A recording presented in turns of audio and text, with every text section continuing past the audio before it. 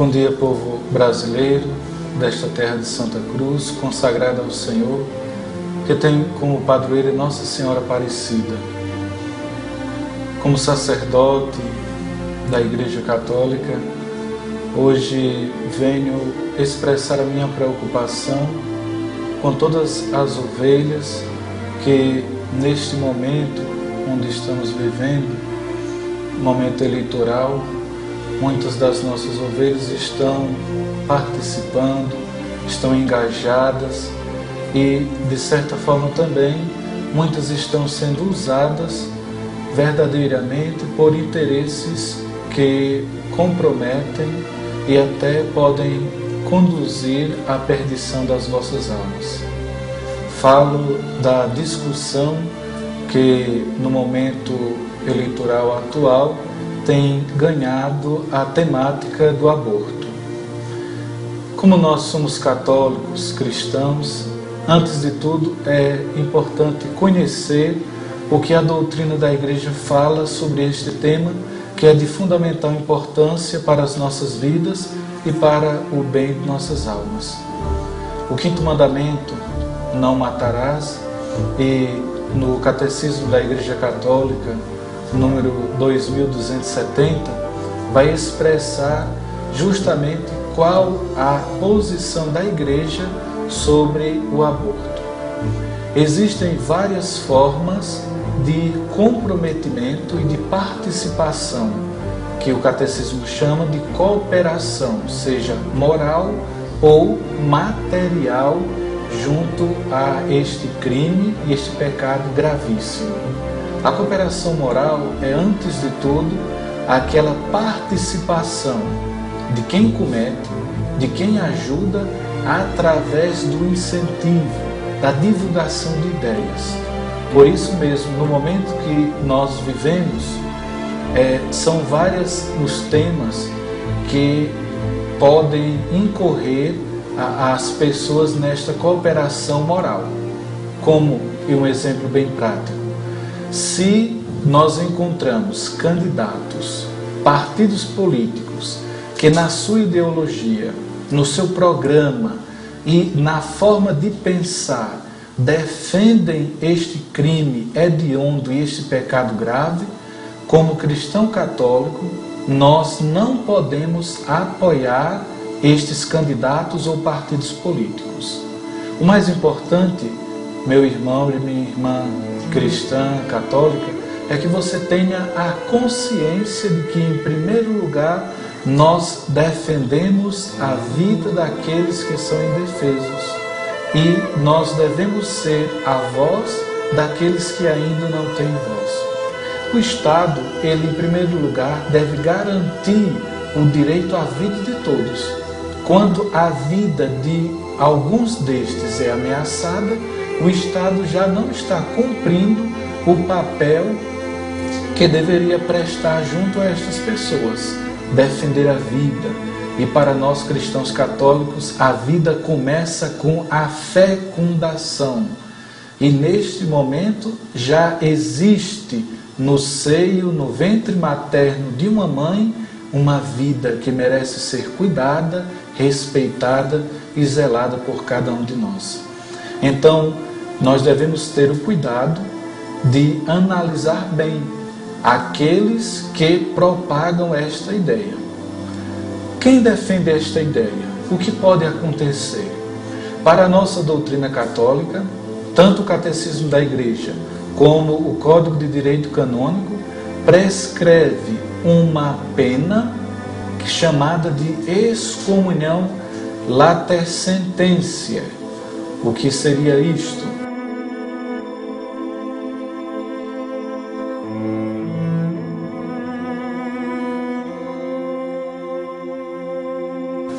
A pessoa que apoia, divulga, comete, incentiva, de todas as formas, até as formas mais simples.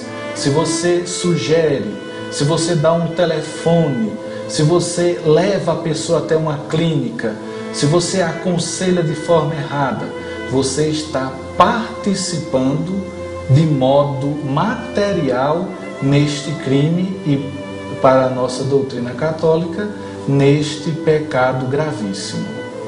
Desta forma, a pessoa, ela auto se excomunga. Não é necessário, para entender a autoexcomunhão, que um padre ou um bispo excomungue a pessoa. O próprio crime que a pessoa fez, ela por si já está excomungada. Ela fez a sua excomunhão quando quebrou a comunhão entre a vida que Deus mesmo depositou no seu ventre.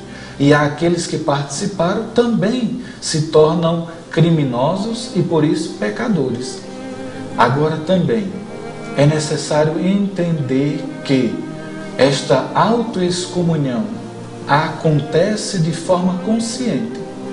Por isso, neste momento eleitoral, digamos que você tenha votado em algum candidato que apoie e divulgue as ideias do aborto.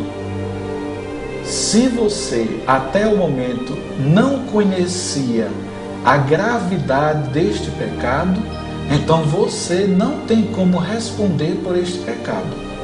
Mas digo como sacerdote, a partir do momento que você tem a consciência, o conhecimento da gravidade do pecado, e mesmo assim continua ou realizará e votará em pessoas, candidatos que apoiam essas ideias, apoiando associações, apoiando amizades, vocês, de modo consciente, estão se excomungando da própria unidade da igreja.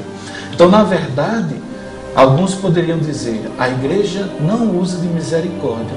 Pelo contrário, a misericórdia da igreja ela é infinita, porque ela é a extensão do próprio amor de Deus derramado em nossos corações por meio do seu Filho Jesus Cristo. O que acontece é que nós não podemos permitir que as pessoas que cometam estes crimes sem a consciência devida ou de modo consciente, vivam como se fizessem as coisas mais normais do mundo. É necessário então, tendo a consciência, não cometer o mesmo pecado, o mesmo crime. Por isso, meus amados irmãos, minhas irmãs, todos aqueles que, tendo agora o conhecimento, a profundidade do que significa e qual a gravidade do aborto, nós não podemos incorrer, agora conscientes, no mesmo crime. A misericórdia da igreja alcança também aqueles que porventura tenham cometido este pecado. A misericórdia é manifestada e a igreja continuará de braços abertos a todos aqueles que de modo penitencial, contrito, alcançarem e desejarem se redimirem, consertarem esse grave erro que foi cometido anteriormente. Agora eu vou então dirigir às mulheres de modo especial uma carta que Sua Santidade João Paulo II escreveu sobre o aborto. Eu gostaria de dizer agora uma palavra especial para as mulheres que fizeram um aborto. A igreja está ciente dos muitos fatores que podem ter influenciado vossa decisão. E ela não duvida que em muitos casos foi uma decisão dolorosa e mesmo esmagadora. A dor em vosso coração pode não ter sido curada ainda. Certamente o que aconteceu foi e permanece sendo terrivelmente errado. Mas não vos entregueis ao desânimo, não percais a esperança.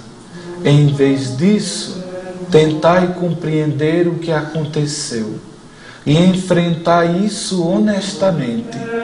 Se ainda não o fizestes, entregai-vos com humildade e confiança ao arrependimento.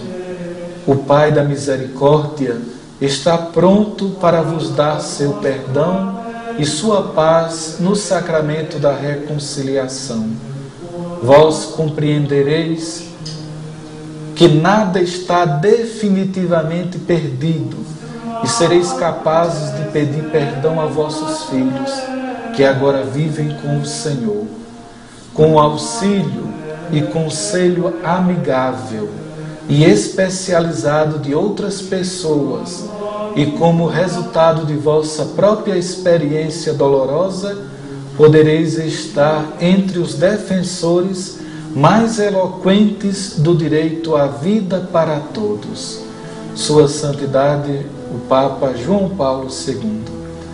Amados irmãos e irmãs, a todos que escutam esta mensagem, a misericórdia infinita de Deus, o espírito de oração, nós precisamos nos unir num só coração e numa só alma para rezar intensamente pelos rumos do Brasil.